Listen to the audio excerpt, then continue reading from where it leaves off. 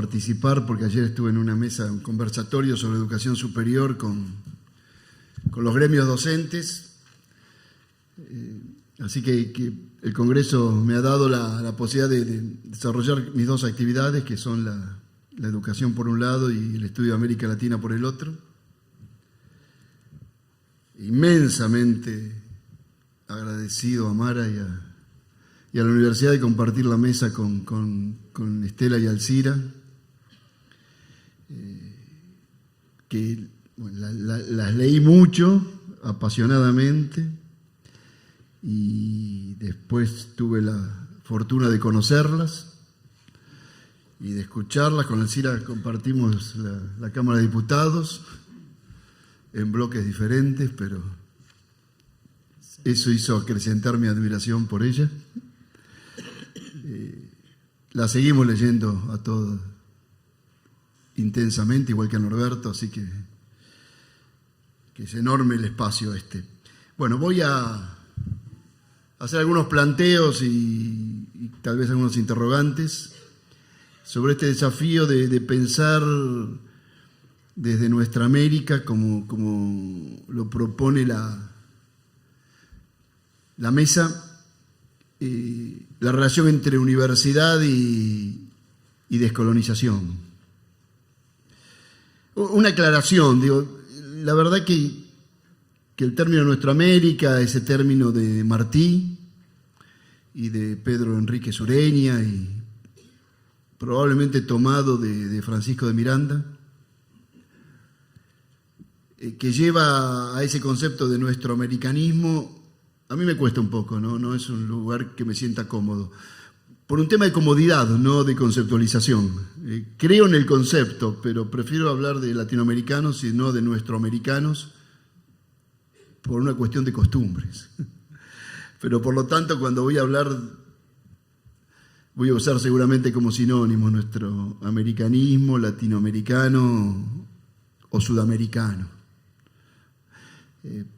El sentido más amplio de lo sudamericano, no pensando en el subcontinente que comienza al sur de Panamá, sino en el concepto antagónico a lo norteamericano, digamos. Algunas cuestiones que quería plantear y como inicio de esta mesa seguramente que van a ser enriquecidas, aun cuando fuesen refutadas, ¿no? En primer lugar, hay una pregunta que siempre flota en el aire, que es ¿en dónde radica lo latinoamericano? Y en esta tensión de pensar latinoamericanamente en oposición a Inglaterra o a lo anglosajón, Estados Unidos, pero también a España, ¿no? Ahí hay como un núcleo de discusión, me parece interesante. También hubo un hispanoamericanismo pro España y pro todo lo que España representó, ¿no? Esa ruptura en donde hay como un hispanoamericanismo nostálgico del mundo colonial y de las tradiciones hispánico-católicas, ¿no? O sea que también el pensamiento latinoamericano convivió y tensionó con un nacionalismo conservador hispano en América Latina, antiliberal, e incluso tal vez en algún sentido radicalizado anticapitalista, pero como diría Marx, en favor de la Edad Media, ¿no? Y en esa tensión de España y de Inglaterra y de Estados Unidos se fue construyendo un pensamiento original, ¿no? El pensamiento latinoamericano implica aparte muchos espacios, ¿no? Digo, hay un espacio mexicano, un espacio andino sudamericano, está el pensamiento del Caribe, está el pensamiento amazónico y esta responsabilidad que nosotros tenemos de construir un pensamiento desde el sur del sur, ¿no? Que es la cuenca rioplatense. y qué podemos aportar desde la cuenca rioplatense a ese pensamiento conjunto, para no quedar siendo los argentinos europeos en el exilio, ¿no? Como decía Borges. Y por otro lado, ir construyendo un pensamiento que sea algo distinto a un conjunto heterogéneo, sumado, ¿no? A espacios sumados, sino a una síntesis enriquecedora, no una simple suma o acumulación de culturas nacionales, sino algo que sintetice enriqueciendo. Y eso es un interesante desafío, ¿no? Para todos nosotros. Que da cuenta de algo que a mí me inquieta, que es que cuando damos clases en las universidades, ¿no? Siempre tenemos que presentar este tema y decir cómo pensamos latinoamericanamente, ¿no? Hay un pensamiento latinoamericano, somos una unidad, esta discusión que lleva mucha década. O sea que si es una discusión para nosotros, realmente es un enigma, digamos, es una tensión, ¿no? Porque cuando decir cómo pensamos como latinoamericanos, es interesante que haga falta aclararlo. Por lo tanto, si hace falta aclararlo, hace falta proponérselo.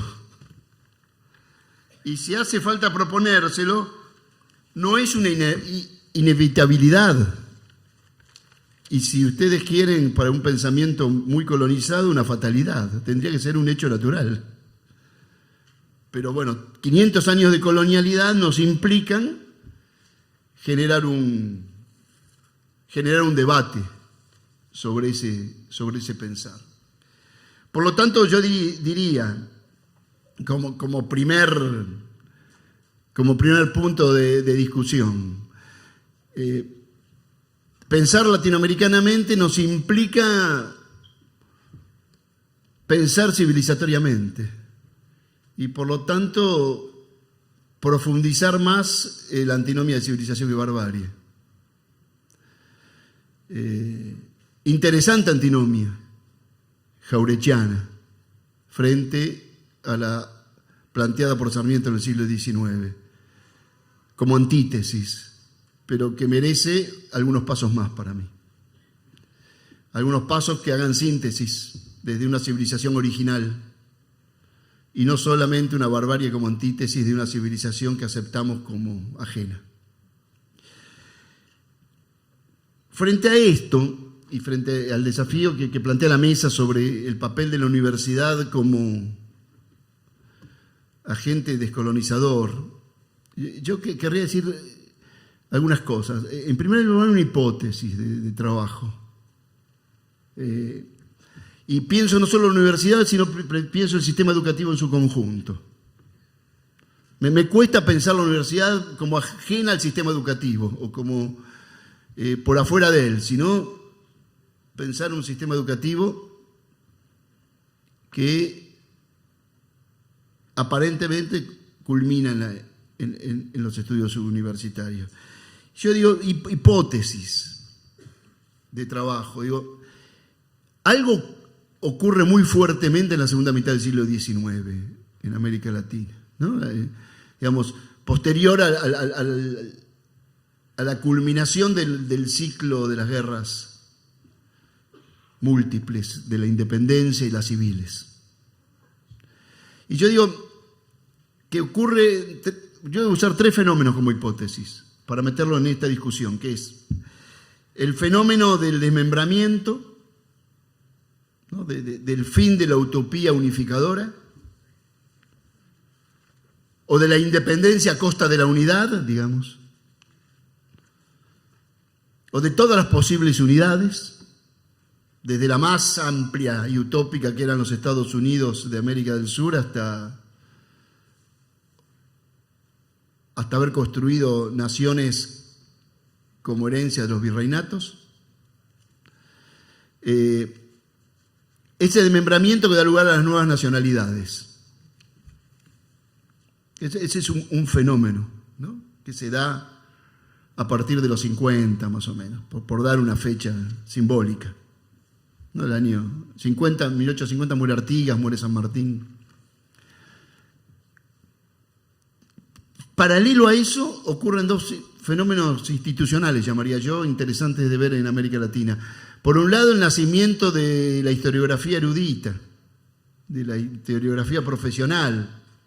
Alrededor de ese año, Mitre escribe El Belgrano, y en la Argentina empieza esa historiografía llamada profesional. No significa que no hubiese habido antes una mirada sobre el pasado. Pero el debate Mitre-López y ocurre fenómenos similares en el Uruguay, en Chile. Por lo tanto, empieza a construirse lo que después se denomina de manera muy amplia la historia oficial, ¿no? Y paralelo a esos, en esa misma época son el nacimiento de los sistemas educativos, que masifican y popularizan la interpretación de la historia hecha por la historiografía erudita en la construcción de las nacionalidades. El sistema educativo argentino, que no es la creación de las universidades, la Universidad Liberal de Buenos Aires se había creado en las primeras décadas del siglo XIX, había una herencia colonial fundamentalmente de las universidades jesuitas, ¿no? La Universidad Positivista de La Plata se va a crear en esa época, ¿no?, a fines del siglo XIX. Pero el sistema educativo masifica esa mirada, que es una mirada sin América Latina en la Argentina, ¿no? La mirada en la Argentina del sistema educativo es una Argentina blanca,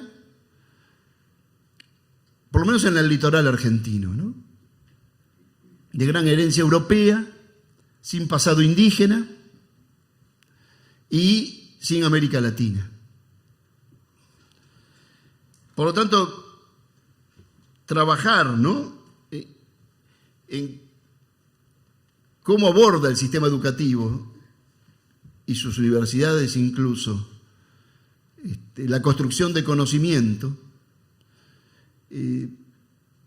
hace que el pensamiento descolonial no aparezca, ¿no? Ese sistema fue exitoso, construyó la nacionalidad argentina, ¿no? Hay un libro de Fernando Devoto y Nora Pagano que dice: Mitre inventó la Argentina, después la gobernó, ¿no? Y Homero Mansi dice: y después dejó un diario de guardaespaldas, ¿no? Pero digo, esa mirada en donde desaparece América Latina o aparece solo como conflicto, como guerra, como conflicto de límites, nunca como integración, nunca aparece como proyecto en común, como mirada de futuro. Y como una derrota aparece también, ¿no? O sea, latinoamericanizarse es no haber podido lograr el modelo de desarrollo marcado por los estados colonizadores, lo que llamamos durante tanto tiempo el eurocentrismo. Entonces, es en esa época que Martí escribe Nuestra América, ¿no? La escribe en 1891, Martí, Nuestra América, en su etapa estadounidense, ¿no?, producto de muchos artículos que escribe allí. Y ahí hay un programa, ¿no? Hay un programa de pensamiento, porque en Nuestra América él plantea lo anticolonial, plantea el antiimperialismo. Yo creo que es muy importante rescatar la tradición riquísima del pensamiento antiimperialista latinoamericano. Plantea el antinacionalismo, puesto nacionalismo entre comillas, digamos, hace una profunda crítica ahí a la guerra del Pacífico, o sea que lo que está planteando es un antidesmembramiento, ¿no? O lo que yo diría lo que está planteando es el error de esas guerras interestatales entre los ejércitos que habían luchado juntos para descolonizarnos y que ahora se enfrentan.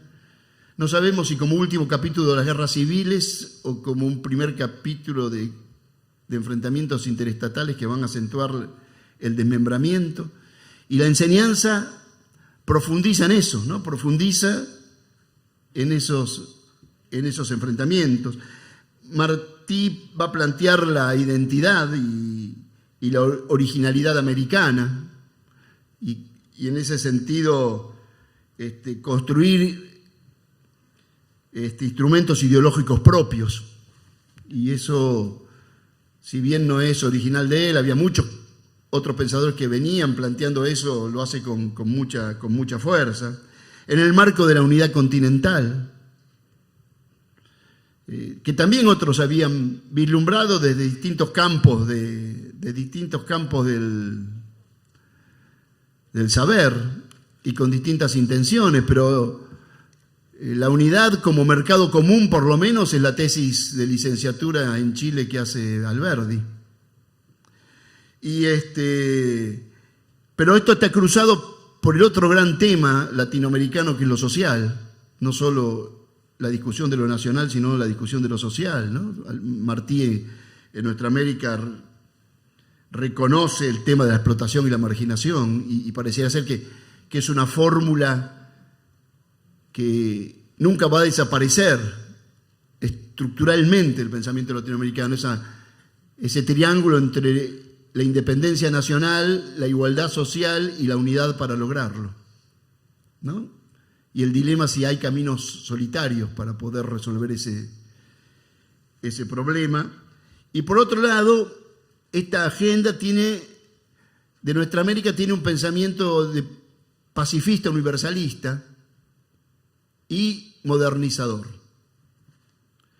Siempre en el marco de que no hay que importar ideas, que hay que tener gobiernos creativos, que autorreconozcan la realidad propia, que puedan autoconocerse, y se enfrenta a lo que él llama la falsa erudición, ¿no?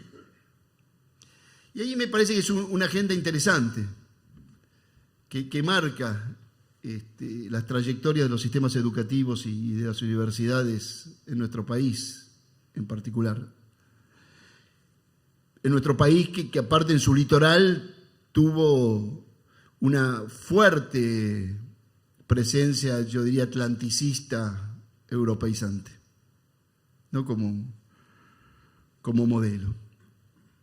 Ahora, yo me hago algunas preguntas, ¿no? Digo, aquí estamos recordando los 100 años de la Reforma del 18, o sea que estamos recordando un movimiento antioligárquico, anticlerical, democratizante, americanista.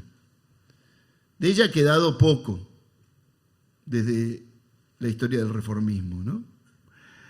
Pero de todas maneras era como una pelea de afuera hacia adentro, ¿no? De los que estaban afuera de la universidad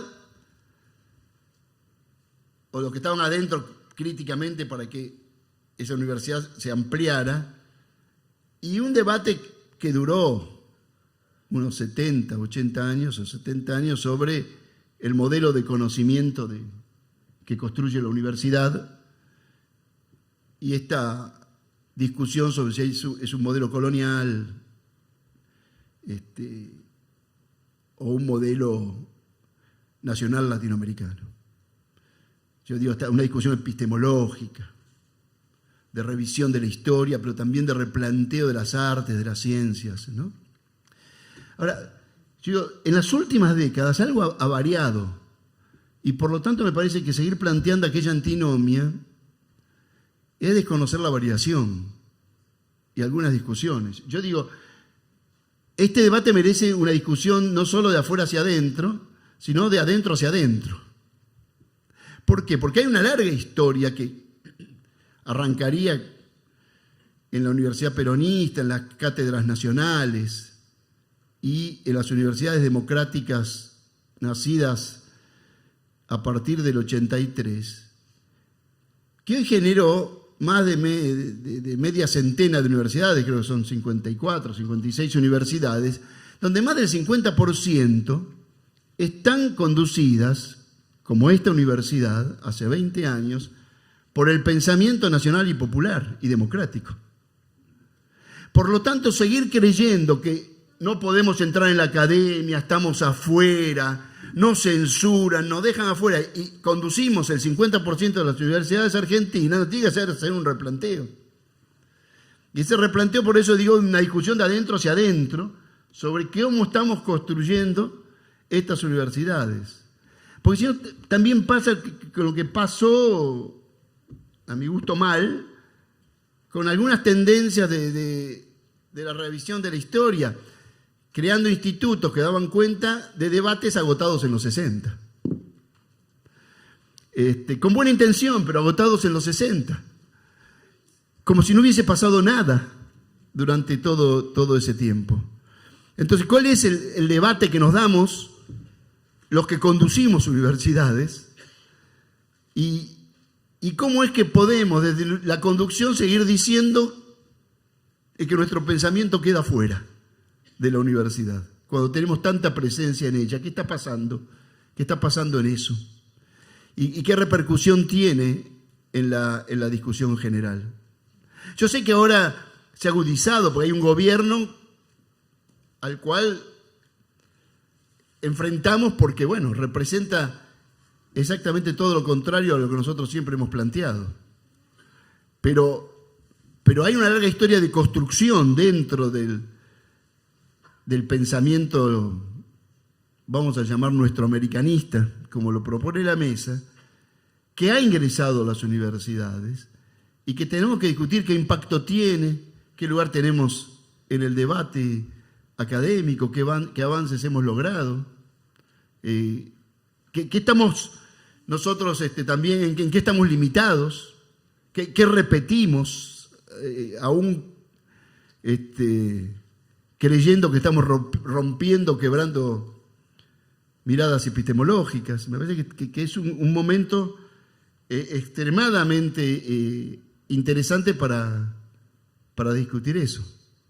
Porque si no vamos a quedar encerrados en un debate que no dé cuenta de la trayectoria de estos 4 o 5 décadas, de los avances logrados, y vamos a quedar encerrados en una postura, como siempre, de nostálgica resistencia o en un lugar cómodo del censurado, ¿no? Yo, por mi función, en algún momento tuve mucha discusión con esto, y sé que estamos frente a un problema cultural profundo, ¿no? Porque también sé que el caso de América Latina le cuesta entrar en la escuela y en el mundo académico, ¿no? Las cátedras en los profesorados de formación docente tienen más de 40 años de enseñanza de América Latina contemporánea, pero no ocurre. Se están jubilando ya, nos estamos jubilando los docentes que fuimos formados en América Latina contemporánea, y después los manuales se han renovado. O sea, todo está y no ocurre. Hay manuales nuevos, todos hemos leído buenas lecturas, todos hemos estado en esas cátedras, todos hemos participado de intensos debates y de riquísimos espacios, pero todavía no ocurre. Y siempre está la salida a decir, hay que cambiar los diseños curriculares. Y los diseños curriculares ya están cambiados. Hay que ir a ver los diseños curriculares, ¿no? Y algunas cosas han cambiado, creo, para bien, ¿no? Tanto en los docentes como en los manuales, como en los diseños. Pero hay algo, se ve muy profundo, culturalmente muy profundo, que no termina de concluir. Y yo sí voy a concluir. Así hablan Alcira y Estela. Y me parece que el otro desafío del pensamiento nacional, popular y latinoamericano, que ha hecho muchos esfuerzos, algunos con avances, como como el de empezar a visibilizar a los pueblos originarios, que siempre creímos que no existían, por eso habitaban un lugar que se llama desierto, que no tenían agenda política, eran solo levantamientos delictivos, malones, disturbios, pero hay un esfuerzo por incorporarlos, pero hay que seguir haciendo otros esfuerzos.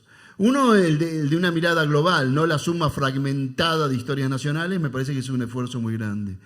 Pero me parece otro que es un interesante desafío para mí, que es el de ver si este pensamiento nacional popular y latinoamericano puede volver a dialogar o empezar a dialogar con algunas corrientes de pensamiento del pasado con las cuales estuvo muy quebrantado. Yo diría el liberalismo democrático del siglo XIX. ¿Cómo dialoga con el liberalismo democrático del siglo XIX? ¿Cómo dialoga con el iluminismo? ¿No? ¿O cómo dialoga con otras experiencias ideológicas que existieron en estos continentes en 2 siglos, o 1 siglo y medio? Pensé que eso también es un esfuerzo que hay que hacer para no quedar atrapado en un nacionalismo que muchas veces ha sido un nacionalismo reaccionario o un conservadorismo restaurador, y poner en la agenda temas que la agenda de Nuestra América de Martí tiene. Entre ellos el tema de la modernización y cómo rediscutimos la modernidad, ¿no? Digo, porque era una agenda que planteaba un pensamiento original que marcara nuestra identidad, que no copiara, que tuviera audacia de la creatividad, pero no para anclarse en el pasado, sino para mirar la humanidad, el progreso y la modernización. ¿Cómo podemos construir ese pensamiento en el sistema educativo, en la universidad, que no niegue el futuro, que no sea restaurador, que no sea simplemente pensar que en el futuro solo hay pasado, sin caer en los modelos colonizadores? ¿Cómo podemos plantearnos, o seguir planteándonos, porque tenemos aparte una inmensa y rica tradición de pensamiento, en este caso yo diría argentino, aunque hay en el resto del continente, pero Argentina ha aportado mucho a un pensamiento democrático, federal, antiimperialista y latinoamericano, que no niegue discusiones contemporáneas, ni niegue